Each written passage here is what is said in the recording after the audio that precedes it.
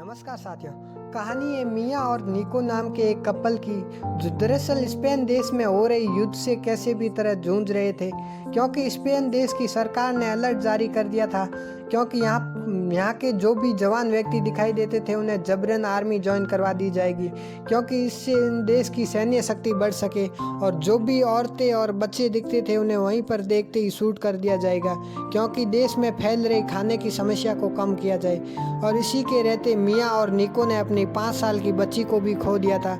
ये दोनों बहुत दुखी थे इस घटना से। अब ये दोनों ये डिसाइड करते हैं कि ये देश को छोड़कर किसी दूसरी जगह चले जाएंगे। अब कुछ देर बाद उन्हें एक व्यक्ति को दिखाया जाता है जो उसे कुछ पैसे देता है, जो उन्हें यहाँ से इलीगली किसी दूसरे टापू तक पहुँचाएगा। और इनका यह सफ़र एक कंटेनर के माध्यम से होने वाला था, जिन्हें एक कंटेनर के अंदर बिठाया जाता है। अब इस कंटेनर को ट्रक के माध्यम से जहाज़ के अंदर लोड किया जाएगा। अब इस कंटेनर को जहाज़ के अंदर लोड करने से पहले वो व्यक्ति जो उनसे पैसे लेता है वो कुछ और व्यक्तियों को लाता है, लेकिन इस कंटेनर में भीड़ ज़्यादा होने के कारण कुछ व्यक्तियों को वापस बाहर निकालता है, लेकिन कोई भी व्यक्ति वहाँ से बाहर नहीं जाता है। तभी वो जबरन लोगों को वहाँ से बाहर निकालता है। तभी यहाँ पर मिया और निको दोनों अलग हो चुके थे। अब मिया उस कंटेनर का नंबर याद कर लेती जिसमें निको बैठा था, और मिया इस कंटेनर में अकेली हो चुकी थी और यह 9 महीने से प्रेग्नेंट भी थी। अब उसके बाद निको जिस कंटेनर में बैठा था उस कंटेनर को पीछे पीछे उस ट्रक के लाया जाता है। अब मिया जिस कंटेनर में बैठी थी, कुछ देर बाद एक पुलिस वाले आते हैं और उस कंटेनर को वहीं पे रुकवा लेते हैं और उसकी चेकिंग करना शुरू करते हैं, लेकिन पहले तो उन्हें कोई भी उस कंटेनर में व्यक्ति नहीं दिखाई देता है। और उसके बाद वो वहाँ पर गोली चलवाना शुरू करते हैं। तभी वहाँ पर एक महिला डरकर बाहर आ जाती है। अब वहाँ पर खड़े वो पुलिस वाले सभी को वहाँ पर शूट करके मार देते हैं। और मिया यहाँ पर बच चुकी थी क्योंकि वो कंटेनर के अंदर रखे हुए बॉक्स के ऊपर चढ़ चुकी थी, जहाँ से वो किसी भी पुलिस वाले को दिखाई नहीं देती है।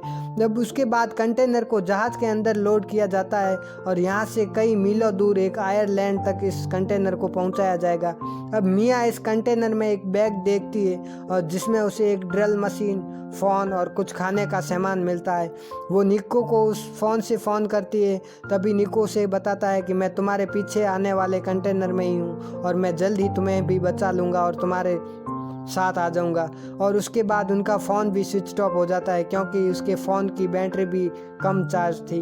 अब कुछ देर बाद वो कंटेनर बहुत तेज़ी से हिलने लग चुका था क्योंकि जहाज़ को तेज़ लहरों का सामना करना पड़ रहा था। इसके बाद मिया को एक तेज़ी से झटका लगता है जिससे वो बेहोश हो जाती है। जब अगली सुबह उसकी आँख खुलती है तो वो देखती है कि अब जहाज़ पूरी तरह से डूबने वाला है। जब वो देखती है कि यहाँ पर रखे हुए सारे कंटेनर धीरे धीरे कर डूबने लग चुके हैं और वो देखती है कि जिस कंटेनर में निको बैठा था वो भी कंटेनर उसकी आंखों के सामने ही डूब चुका था।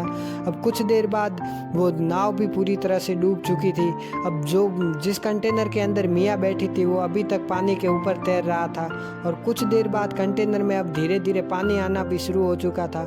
मिया उस कंटेनर में रखे हुए बॉक्स को खोलना शुरू करती है, जिसमें किसी में प्लास्टिक के डिब्बे तो किसी में हुडीज और किसी में ईयरफोन्स तो किसी में वाइन्स जैसी चीज़ें उसे मिलती है। अब मिया उसके बाद उस कंटेनर के अंदर लगे हुए छेद को बंद करना शुरू कर देती है ताकि अब पानी अंदर नहीं आए। अब वो उनको बंद कर देती है। अब उसके बाद ही दिखाया जाता है कि मिया ने अपनी बच्ची को भी जन्म दे दिया था और उसके बाद वो बहुत खुश होती है और कुछ दिनों के आराम के बाद अब वो खुद को अब पूरी तरह से ठीक समझ रही थी। अब कुछ दिनों बाद वो ड्रिल मशीन से कंटेनर का ऊपर का हिस्सा काटना शुरू कर देती है ताकि वो अब बाहर की चैन की सांस ले सके। अब वो ऐसा ही करती है, लेकिन कुछ दिनों बाद उसकी ड्रिल मशीन ख़राब हो जाती है। तभी वो एक यहाँ पर पड़े हुए चाकू का इस्तेमाल करके उस कंटेनर को काटने की कोशिश करती है, लेकिन कंटेनर का जो लोहा था वो बहुत सख्त था जिससे उसके हाथ भी पूरी तरह से ख़राब हो चुके थे और उनमें खून आना शुरू हो चुका था। अब जैसे तैसे कर मिया उस कंटेनर को काटना शुरू करती है और उसे काटने में सफल होती है। अब तब जब वो उस कंटेनर से बाहर आना शुरू करती है, लेकिन उसका पैर कंटेनर में लगे हुए लोहे की चीर से कट जाता है और वो अंदर जाकर उसके अंदर रखी हुई वाइन से अपने पैर को धोना शुरू करती है और उसके कुछ देर बाद वो वापस कंटेनर से बाहर आती है और ईयरफोन से एक जाला बनाती है ताकि अब वो कुछ मछली इसको पकड़ सके और जिससे अपना पेट भर सके। अब 26 दिन बीत चुके थे जब इसने इस कंटेनर के अंदर थी, लेकिन अभी तक इसको कोई भी अपने जीने की राह नहीं दिख रही थी। अब जैसे तैसे कर वो अब दिन बिता रही थी, लेकिन सरवाइव करना अब बहुत कठिन हो चुका था।